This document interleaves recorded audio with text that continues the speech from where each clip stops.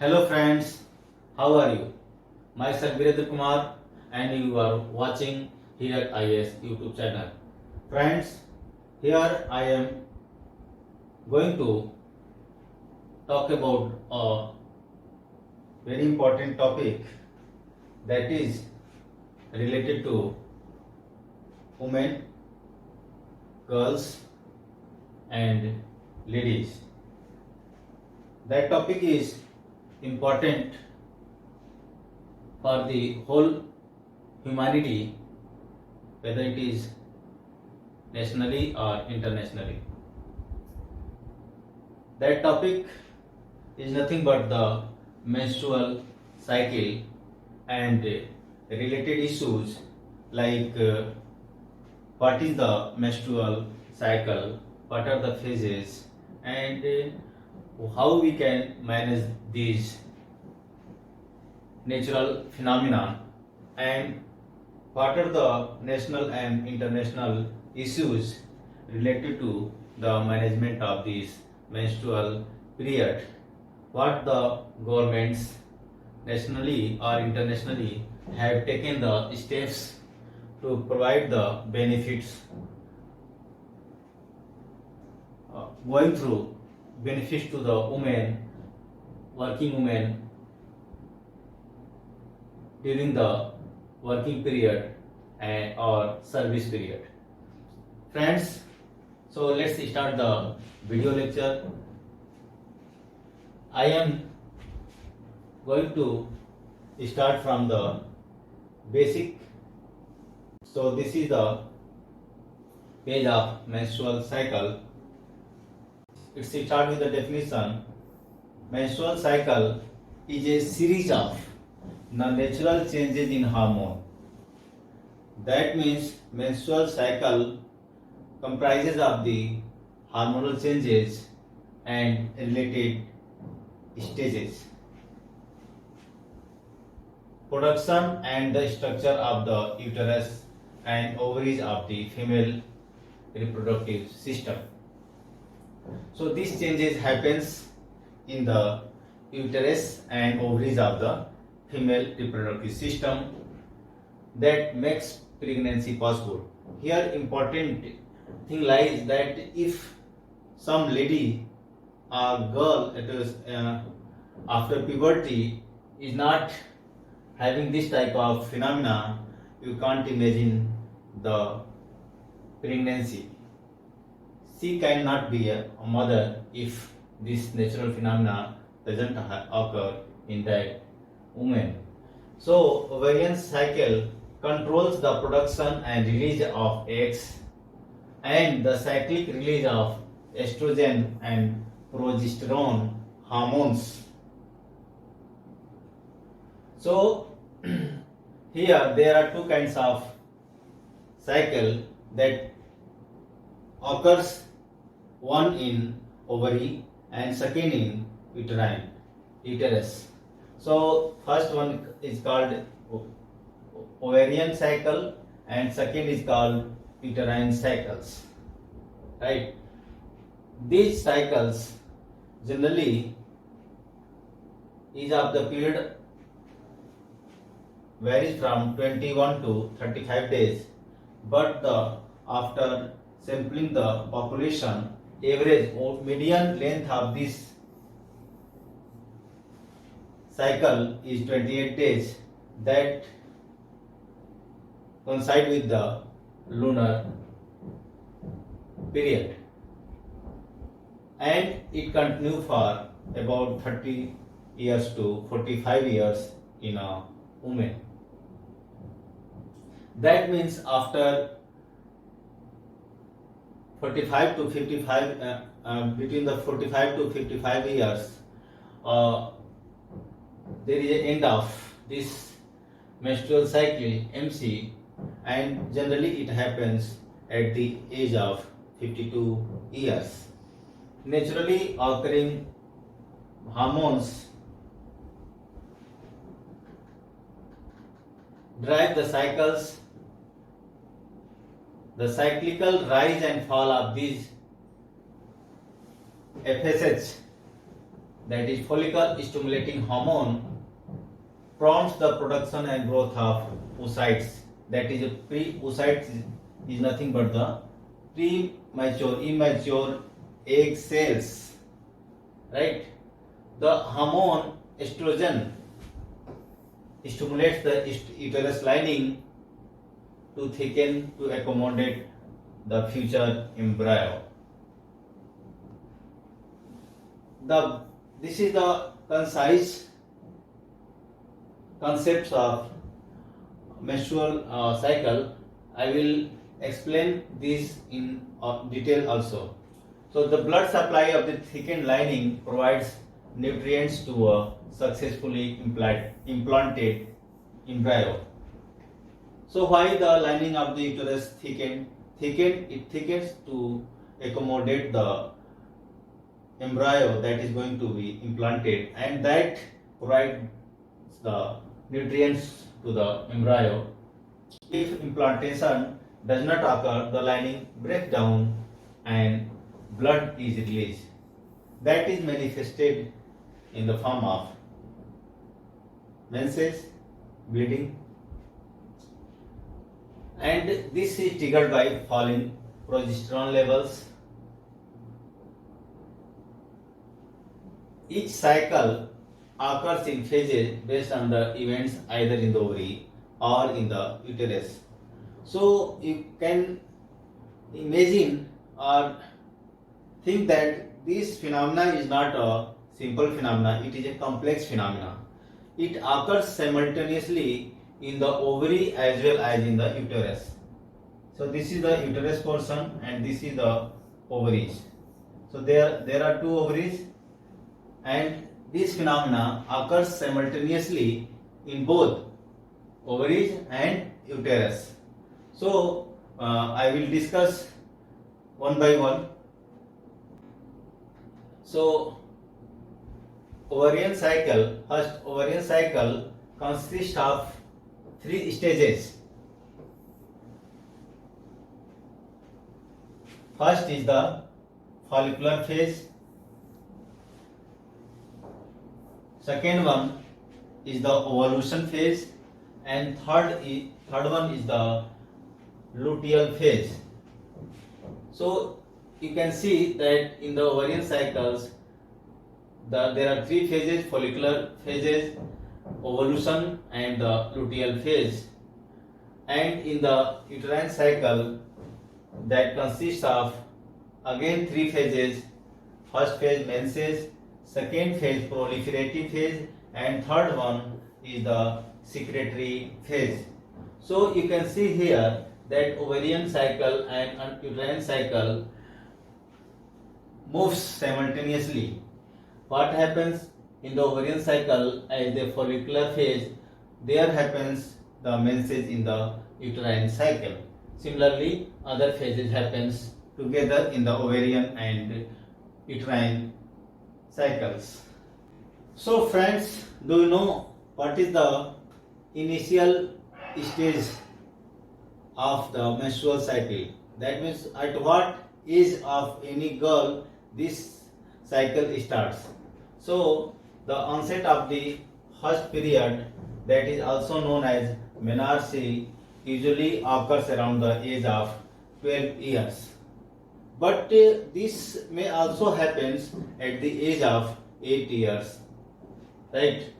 So menstrual cycle can cause some women to experience pre-menstrual syndrome like tender breasts, tiredness, and more severe symptoms that affect daily living are classified as premenstrual dysphoric disorder. During the first few days of this cycle, some women experience pain, severe pains, cramps from the abdomen to the back and upper thighs.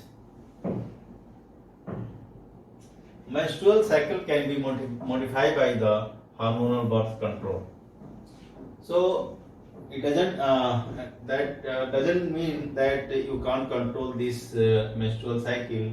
By the modern science, you can control and modify the cycle by the hormonal birth control. So now we will study about the phases of this menstrual cycle one by one. So firstly we will see about the ovarian cycle that consists of three phases: follicular phases, ovulation, and the luteal phase. So ovarian cycle describes changes that occurs in the follicles of the ovary. So you can see that during this follicular phase, follicle size of the follicles changes, it increases, and up to the ovulation it increases by the meiosis process, and up to the stage of ovulation. When the second stage arises, that is ovulation, the eggs mature and it releases in the form of the ovum.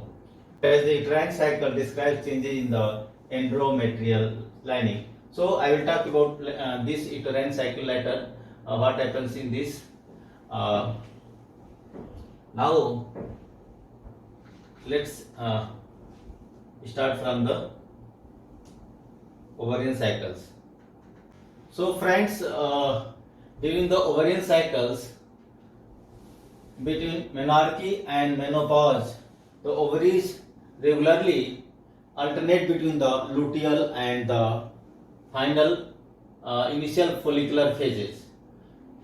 During each MC, stimulated by gradually increasing amounts of estrogen hormone in the follicular phase, discharges of blood flow stop and the uterine lining thickens. Follicles in the ovary begins developing under the influence of complex interplay of hormones. That means there are more than 4-5 hormones that works together, and that's why it is a complex phenomena. And after several days, one or occasionally two become dominant, while non-dominant follicles shrink and die. So follicles begin to grow, begin to develop, and after 2 days, one dominant follicles is collected and others die down, right? So about mid-cycle, some 10 to 12 hours after the increase in luteinizing hormone, that is LH, known as the LH surge, the dominant follicle releases an oocyte. Oocyte is the immature egg cells, and it is an event called ovulation.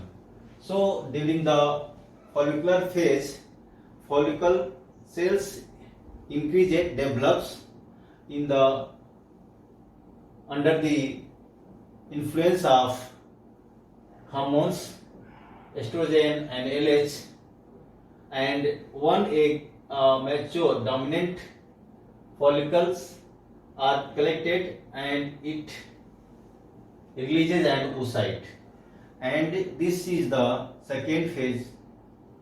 This is the beginning of second phase, and it is called ovulation. After ovulation, the oocyte lives for 24 hours or less without fertilization, while the remains of the dominant follicle in the ovary become a corpus luteum, right? A body with primary function of producing large amounts of the hormone progesterone. So luteum, corpus luteum is nothing but a system that produces good amount of progesterone, and that hormone itself maintains the corpus luteum. Under the influence of progesterone, the uterine lining changes to prepare for potential implantation of embryo, right? That establishes a pregnancy. The thickness of the endometrium continue to increase in response to mounting levels of estrogen. So you can see here that this portion before menses or shedding of blood cells or other eggs happens, estrogen levels increases, which is released by the antral follicle into the blood circulation. Peak levels of estrogen are reached at around day 13 of the cycle and coincide with the ovulation. If implantation does not occur within about 2 weeks, that means 13-14 days, the corpus luteum degenerates into the corpus albicans. So, if the pregnancy or implantation doesn't happen, the fertilization doesn't occur, so this corpus luteum starts degenerating, right, and into the corpus albicans, which does not produce hormones, causing a sharp drop or decrease in the levels of both hormones, progesterone and estrogen. This drop causes the uterus to lose its lining in the menstruation phase of the uterine cycles, and it is around this time that the lowest levels of estrogen are reached. So you can see that here estrogen levels drop down, right? So it is important to note down, I have already discussed that these ovarian cycles and uterine cycles occurs simultaneously, concurrent and coordinated, and last between 21 to 35 days, generally with a population average of 27 to 29 days, that is 28 days around. So what is the follicular phase? Follicular phase I have discussed. I am not going to give the details of this follicular phase, but just I will discuss this portion. Ovaries contain a finite number of egg stem cells, granulosa cells and theca cells, which together form primordial follicles. Primordial follicles. So you can imagine, before even the birth of a girl, these follicles naturally are made. At around 20 weeks into the gestation period, that means embryo के बाद यदि 20 weeks के gestation period के अंदर 7 million immature eggs are there, already formed in an ovary, and this decreases to around 2 million by the time a girl is born, and it becomes 3 lakhs by the time she has her first period, that is at the age of puberty, when the this first period happens. Only the 3 lakhs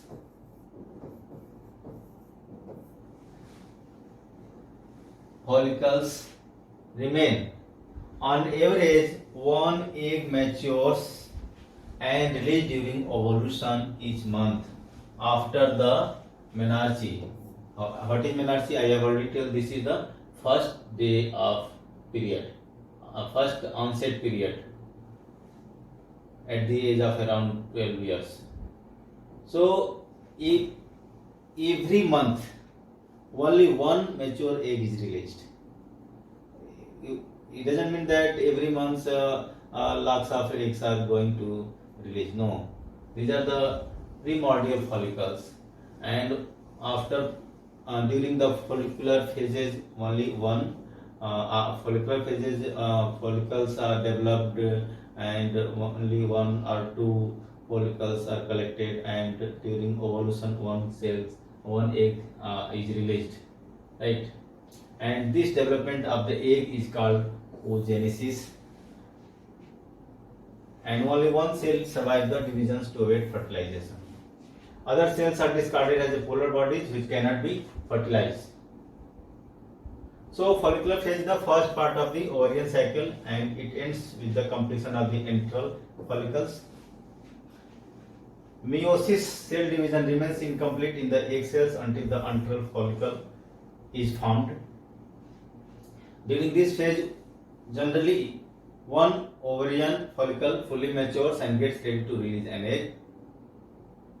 Follicular phase shortens significantly with age and lasting around 14 days in women aged between 18 to 24 years and only 10 days in women aged 40 to 44 years.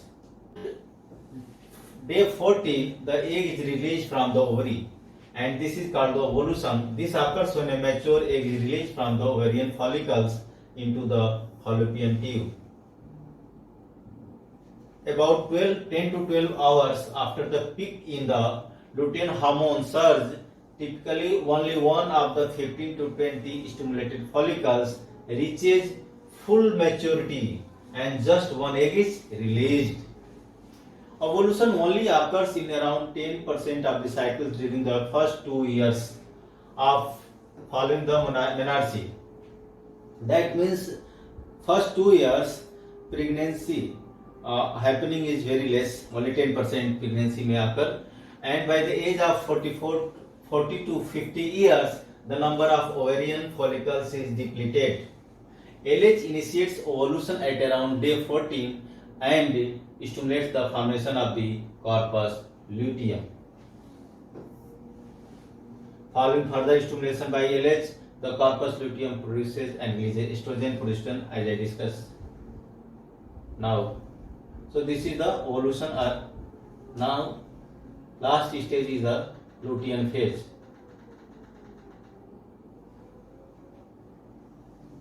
Lasting about 14 days, the lutein phase is the final phase of the ovarian cycle and it corresponds to the secretory phase of the uterine cycle. During the lutein phase, the pituitary hormones FSH and LH cause the remaining parts of the dominant follicle to transform into the corpus luteum and which further produces the progesterone. The increased progesterone starts to induce the production of estrogen. That means these two hormones work side by side. The hormones produced by the corpus luteum suppresses production of the FSH and LH. That corpus luteum needs to maintain itself.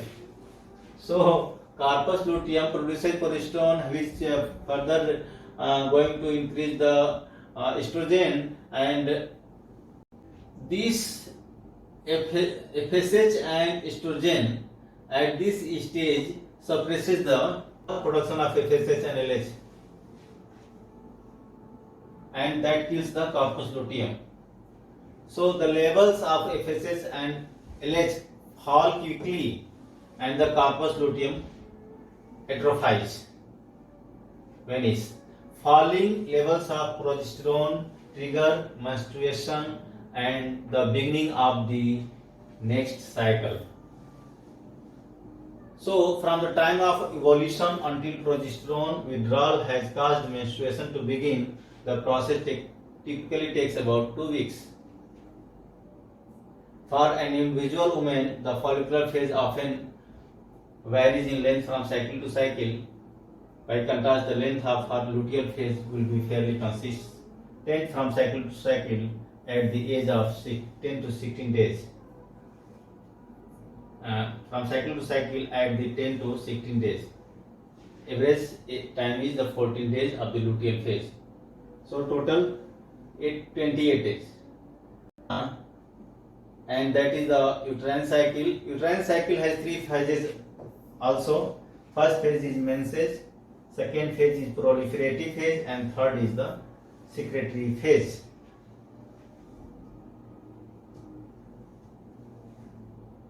During menstruation phase,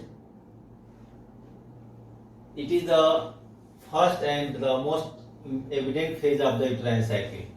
Why it is evident?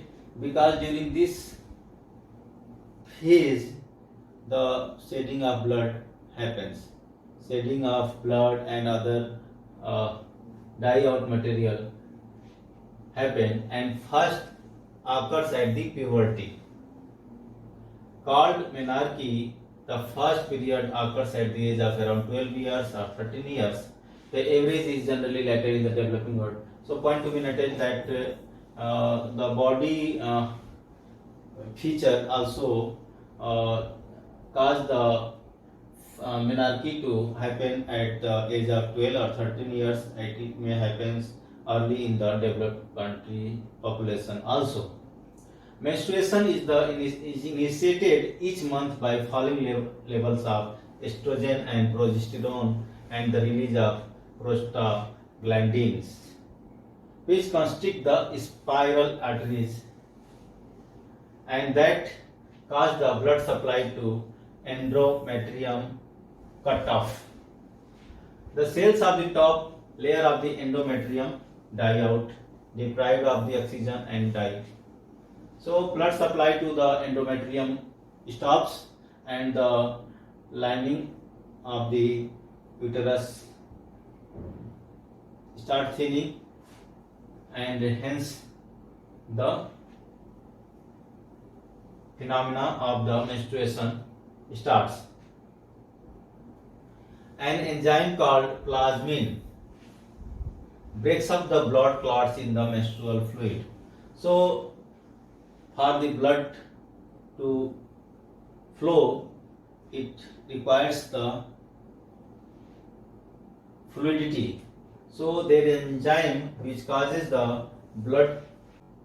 The flow of blood continues for 2 to 6 days and around 30 to 60 milliliters of blood is lost during the period, and it is a sign that pregnancy has not occurred. So if some lady is having the menstrual cycle, that is the sign that she is not pregnant, fertilization doesn't occur. Now the second phase, proliferative phase. The proliferative phase is the second phase of the uterine cycle, and during this phase estrogen causes the lining of the uterus to grow and proliferate. So first during the first menstruation phase, the lining of the uterus decreases and blood is flow out, and after that proliferative phase starts, that thickening of the uterus line starts, and this is the stage during which in the ovarian cycles the follicles going to mature, and the second phase of the ovulation, second phase of the ovarian cycle starts.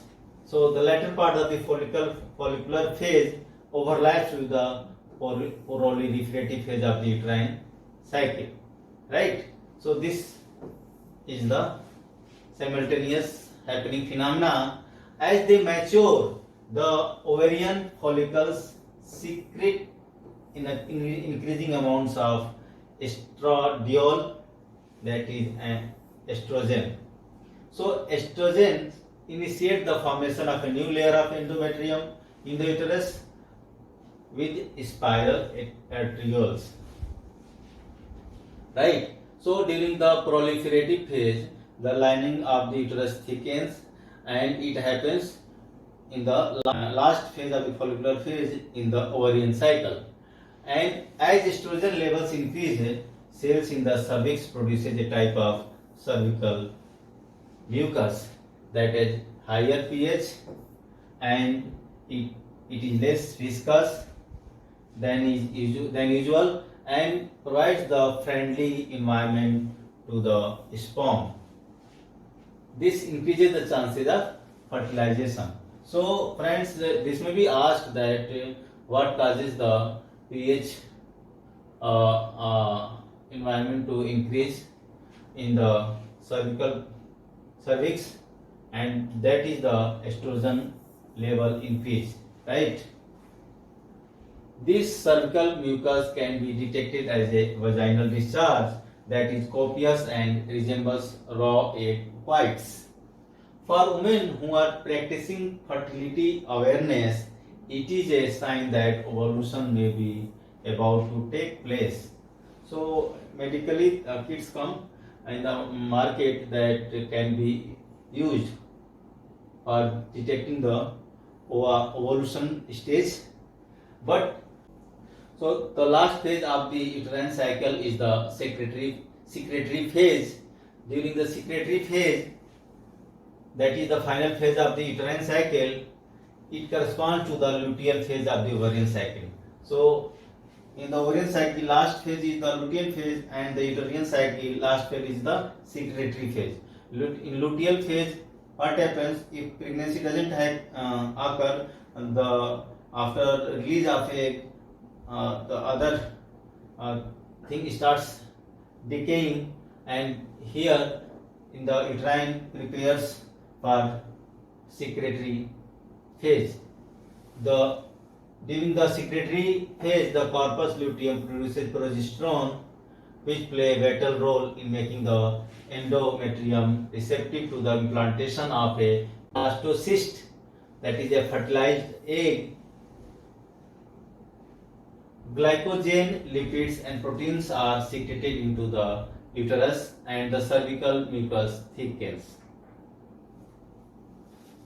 In early pregnancy, progesterone also increases blood flow and reduces the contractility of the smooth muscles in the uterus and raises basal body temperature. So during the pregnancy, start phase of the pregnancy, the body temperature of the mother increases, and if pregnancy does not occur, the ovarian and uterine cycle starts over again. Though this phenomena repeat itself each month in the woman. In this picture, I can conclude whatever I told you about the menstrual cycle.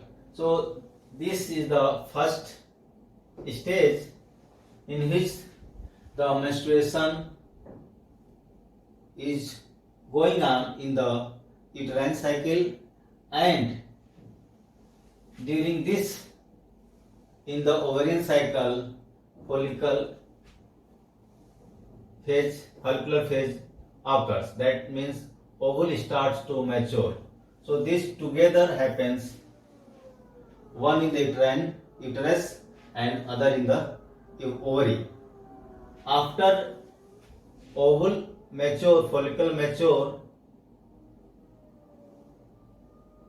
in the ovary, ovulation happens, and during this time the inner lining of the uterus gets thicker. When ovulation happens, this egg is transferred to the uterus through the fallopian tube, and inner lining of the uterus continues to thicken for future implantation. So this happens together, one in the ovary, other in the uterus, and if fertilization doesn't occur, what happens? This ovule dissolves and lining of the uterus starts thinning, and cycle again repeats. So this is the simpler explanation of the menstrual cycle. Now I will discuss the issue related to the menstrual cycle in the daily life and during the working hours. What the nations have taken steps, what the Supreme Court, Apex Court of India have given the orders to the government for preparing the rules for working women. So let's start. So friends, let's discuss about the policy for providing sanitary napkins at schools instructed by the Supreme Court. The Supreme Court on Monday gave the center 4 weeks to finalize the and place on a record an optimum menstrual hygiene policy with focus on the distribution of sanitary napkins. The court further directed the Union government to set down a national model for the number of girls' toilets per female population across government-aided and residential schools in the country. So, friends, the hygiene, menstrual hygiene is very important, and for that, Supreme Court, our apex court of country, has directed the central government to come out with a policy that promotes the hygiene and make the distribution of sanitary napkins in the schools free of cost. So the court ordered that following the examples of these states, Union government should duly consider the practices for distributing the adequate number of sanitary pads, napkins to the schools. So, Supreme Court on Monday said a uniform national policy may be framed by the center in consultation with the states and union territories to ensure menstrual hygiene by providing sanitary pads, vending and disposal mechanisms, and exclusive washrooms for girls in schools to promote hygiene. It is appropriate if the Union of India deals with the states and union territory to form a uniform national policy with sufficient leeway for states and union territories based on prevailing conditions. The court said the issue was in public interest and highlighted the need for sanitation and menstrual hygiene for girls, children in government-aided and residential schools. The court was hearing a petition to direct the government to ensure provision of sanitary pads to girl students in classes 6 to 12 and separate toilets.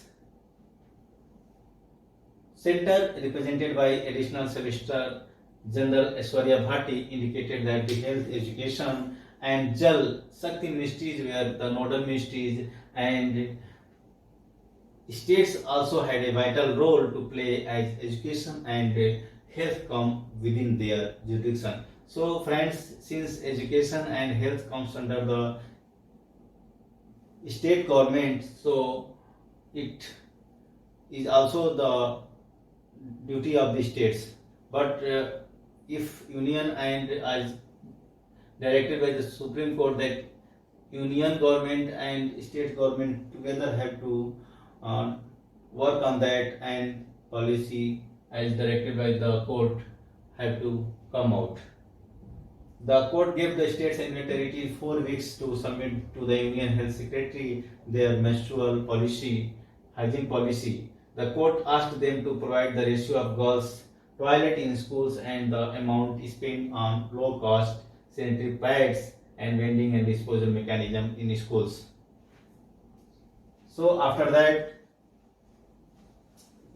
government come out with a draft policy on the menstrual hygiene. So friends, you can see that a draft menstrual hygiene policy is finally out, and we are going to discuss this in this article.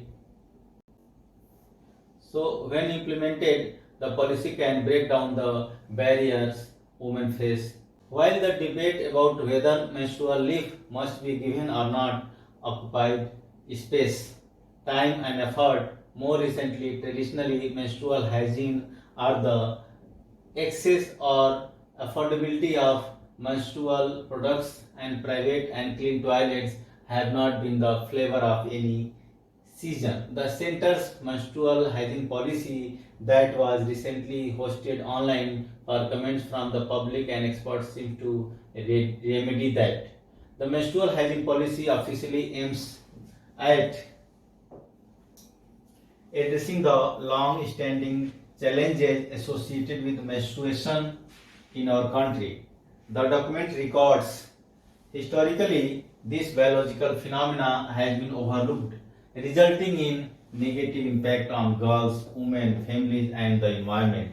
With time, awareness has increased, but we need more investment to comprehensively address these diverse requirements of all individuals who menstruate. India, with its vast and diverse population, acknowledges the critical importance of this issue and places great emphasis on framing a comprehensive menstrual hygiene policy. This policy is essential for effectively addressing the needs of all who menstruate and promote a positive transformation within our society. Indeed, given the population figures, any problem is bound to be daunting because of the sheer number of people it affects. You will be surprised at what exists at the ground level and what women, many of them, during the menstruation go through.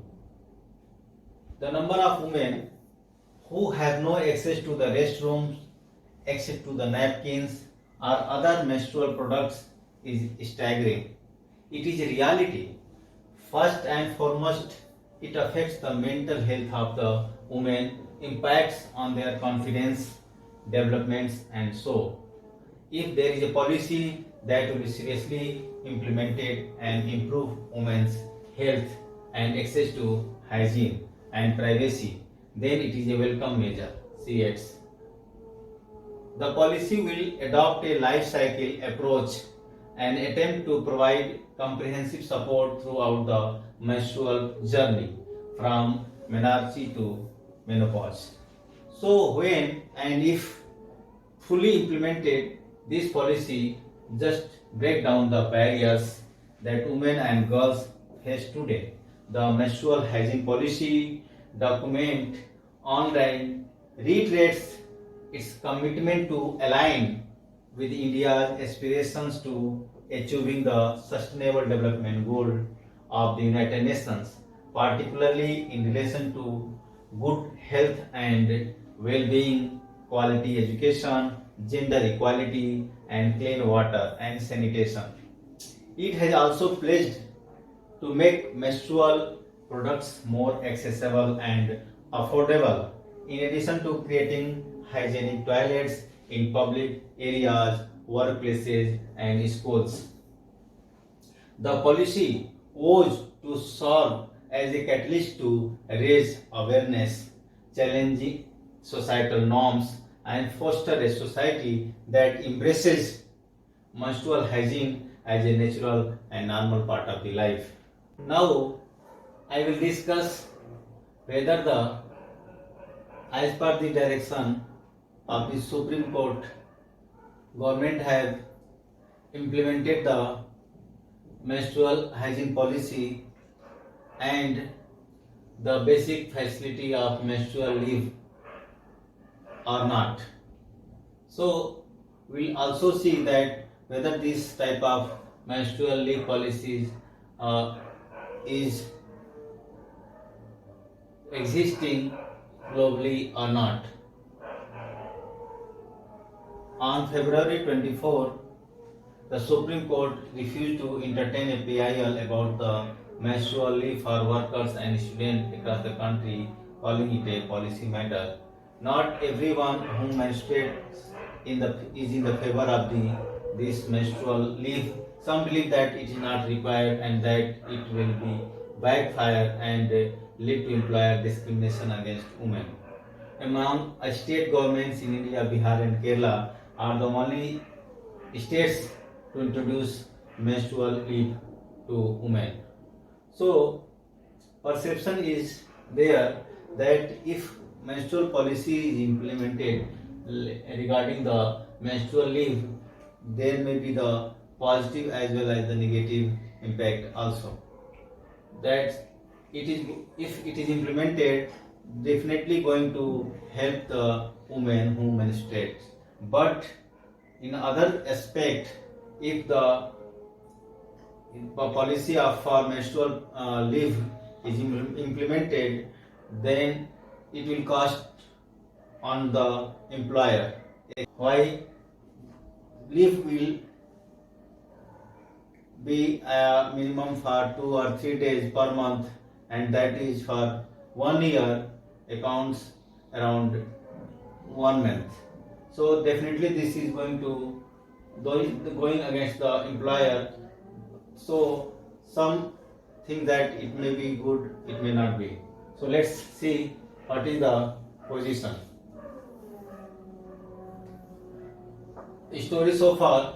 On February 24, the Supreme Court refused to entertain a PIL about menstrual leave for workers and students across the country, calling it a policy, and it highlighted that there are different dimensions to menstrual pain leave. So what is the menstrual leave? Menstrual leave refers to all policies that allow employees or students to take time off when they are experiencing menstrual pain or discomfort. That is, during the menstrual cycle, students or working women may take leave or work off when they feel discomfort or pain. In the context of the workplace, it refers to policies that allow for both paid or unpaid leave or time for rest. More than half of those who menstruate experience pain for a couple of days a month. For some, it is debilitating enough to hamper daily activities and productivity. Some people experience severe pain, discomfort, and that is going to hamper their daily activities and productivity. A 2017 survey of 32,740 women in the Netherlands, published in the British Medical Journal, found that 14% of them had taken time off from work or school during their periods. So, out of this, around 14% women take work off or leave. The researchers estimated that employees lost around 8.9 days worth of productivity every year due to the menstrual cycle related issues. What are the arguments against it? Not even all those who menstruate is in favor of menstrual leave. Some believe that it is not required and that it will backfire and lead to employer discrimination against women. Some people are afraid that if this leave is implemented, the employer will be reluctant to provide the job or services to women. For example, in response to the plea filed in the Supreme Court, a caveat was filed by law student Anjali Patel, presented by advocate Satya Mitra, highlighting a potential issue with menstrual leave. The law student says that if you compel employers to grant menstrual pain leave, it may operate as a de facto disincentive for employers to engage women in their establishment. This has a policy dimension, Chief Justice Chandrachud observed. What are some of the global menstrual leave policies? So, this is the scene of the India. Now we will discuss, is there any other country in the world who have implemented the menstrual leave policy or not. On February 16, among a host of other sexual health rights, Spain became the first European country to grant paid menstrual leave to workers. Workers now have the right to 3 days of the menstrual leave, expendable to 5 days a month. Once is minimum, they can take 3 days, or if the need is arise, they can take off 5 days also. And Spain is the first European country who have implemented for the workers. In Asia, Japan introduced menstrual leave as part of its labor laws in 1947. after the idea became popular with labor unions in the 1920s. At present, under Article 68, employers can not ask women who experience difficult periods to work during that time. That is the case in Japan. Indonesia too introduced a policy in 1948, amended in 2003, which states that workers experiencing menstrual pain are not obliged to work on the first 2 days of their cycle. So these are the developed nation, Japan, Indonesia, who have already implemented this menstrual leave policy from very beginning, 1947, 1948. In the Philippines, workers are permitted 2 days of menstrual leave a month. Among African nations, Zambia introduced 1 day of leave a month without needing a reason or a medical certificate, calling it a Mother's Day. So Zambia has also have a kind of leave for women regarding or related to this issue. So attempts are attempts being made in India. Now we'll take the case related to India, whether the India is ready to provide this kind of leave or not. Among the state governments, Bihar and Kerala are the only ones to introduce menstrual leave to women. And Supreme Court directed that taking the examples of these state governments, Union government along with the other states and union territories should come out with this policy. The Bihar government, then headed by Lalu Prasad Yadav, introduced its menstrual leave policy in 1992 itself, allowing employees 2 days of paid menstrual leave every month. Recently, Kerala Chief Minister Pinarayi Vijayan had announced that the state's higher education department will now grant menstrual and maternity leaves for students in university that function under the department. Additionally, Congress MP from Kerala, Hebe Eden, announced that he will be moving a private member's bill seeking the right to paid leave during menstruation for working women, menstrual leave for female students, and free access to menstrual health products in the ongoing budget session of the parliament. Now, the thing arises that if the menstrual leave policy is implemented, whether it is going to discriminate on the basis of gender, that is, if it is going to hamper gender equality or not. Let's discuss that portion also. So friends, let's talk whether the menstrual leave policy is going to hamper gender equality and how. So this article written by Damini Chopra, who is an actor and humanitarian, highlight that paid leave for menstruation may create awareness on the subject but could end up widening the gender gap. How?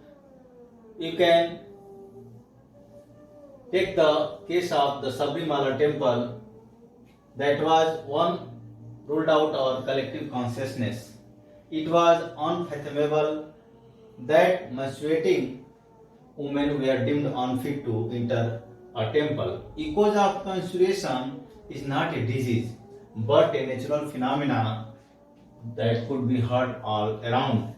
This was a case that highlighted the ongoing struggle to eliminate discriminatory practices related to menstruation and to promote gender equality. The demand for paid leave for menstruation works to undermine it. Why? Menstrual cycle can be challenging, almost debilitating for some, but to collectively label all those belonging to a gender without considering the potential adverse effects is trivializing, is reducing the woman empowerment movement. How? It states that if some group related to one gender is given a privilege like paid leave or a leave without paid. Other counterparts may think otherwise, that someone is taking privilege and other is not given any compensation. That creates a gender gap. So, as per the World Economic Forum's Global Gender Gap Report 2021, that says that gender global gap has widened instead of shrinking. In the current situation, it would take the world 135.6 years to achieve gender equality. Looking at it specifically at the workforce level, a woman earns 84% of for every dollar that a man makes. The participation of women in the labor force is significantly lower than the men, and even fewer women hold leadership positions. If women in the labor force, if one adds mandatory paid leave for periods to this, it would end up further dissuading companies from hiring women. So, problem here is being highlighted that if women, as per the rule, being provided the menstrual leave, so it will cost the employer, and ultimately employer is going to not spend extra by hiring the women. So that's why this leave policy may stop at some extent the hiring of women, and hence will increase the gender gap in the equality sense, that one group is working more and other is not. So that's why if the government ratifies special status for menstruating women, it validates the social stigma around menstruation. And further, it also states that if government giving the special status to the menstruating women, so in one or other way is increasing the social stigma around the menstruation.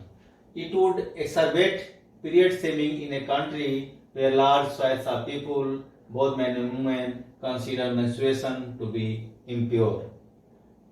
So, the most recent National Family Health Survey report has highlighted how approximately 50% of women between the age of 15 to 24 years in India continue to rely on the use of cloth for menstrual protection. So, this is also the case that around, as per the survey, 50% of women prefer to use used clothes. That is not good for any health perception, because this may create infection. Experts caution that reusing cloths can increase the risk of contracting multiple infections, attributing this practice to a combination of insufficient awareness and societal taboo around menstruation. So, if people are not becoming more aware about this menstrual cycle and hygiene, so this may create problem for the women as well as for the society. And so girls are often compelled to leave schools or face social exclusion during the menstrual cycles. So this is the societal status regarding the women during the menstruation, that they are being stopped from entering the temple or being forced to leave the school during that period or office work. Arguments in favor of paid leave for menstruation will claim that granting special status to menstruation would aim to create subject awareness. So other group is giving arguments that paid leave for menstruation will claim that granting special status to menstruation would aim to create subject awareness, that by providing the menstruation leave will spread awareness. But this would only magnify it. That means not only this gap, this discrimination will be magnified. It could turn out to be another well-meaning step, but one that ends up widening the gender gap inadvertently. The case of Japan. In the Japan, there are countries such as Japan that provide leave for painful menstruation, but it is mostly unpaid and unused. Unpaid and unused. That means women is reluctant to claim the menstruation leave and broadcast that they are on their period for the fear of sexual harassment. So officially you can imagine that their counterparts may harass the woman that she is taking extra leave, extra privilege in the name of menstruation leave. This is the situation today, even though this policy was introduced in Japan more than 7 decades ago. So, as we discussed in the previous slide, that Japan already has implemented during the 1942 the menstruation leave policy, but even after that much period, the women are reluctant to access or claim that leave because of some fear. Data shows that a mere 0.9% of women in the workforce avail menstrual leave days in Japan. As per the World Economic Forum's ranking in 2019, Japan ranked 121 out of 153 in terms of gender equality. Now it has slipped to the 125th position in 2023. It is interesting to note that though young women in Japan have higher education levels than men, it is in the workforce that disparities creep in. So, as per the education level, women are more literate in Japan than the men. But in the workforce, this disparities enters. Women in Japan are less likely to be employed because than men and are often paid lesser. Why? This may be the reason that women, as per the policy, will be going to provide the extra leave in the name of menstrual leave. So that's why the employer reluctant or stop themselves to hire the women workforce. Let us assume that we have in place paid leave for periods. Now comes with the implementation. Who is to say when such leave would be taken rightfully and when they would be misused? Further, that means the leave may be misused also. So further, who is to say which enforcement methods would be acceptable when used by the employer? In 2020, 66 girl students in an institute in Bhuj in Kutch, Gujarat, states were forced to step to check who was menstruating. So this may be the sexual harassment in kind that in the name of this checking that whether that girl or woman is menstruating or not and is being checked by the authority, that may be shameful for the society. This mirrors in an incident in 2017 in Muzaffarnagar also, where 70 girls in a residential school were compelled to undress by the staff to check for menstruation. So this may be the misuse of that menstruation leave. A fight that continue. In the recent past, women have fought to be on the front line in a war. They are going to recruit in the military. The Supreme Court of India even urged the government to enable equal evaluation of women and to have them undergo the same standard of testing as men. But in response, the government argued that women are not suitable for ground combat roles. Women in corporate organizations are fighting for pay that is equivalent to that drawn by their male counterparts.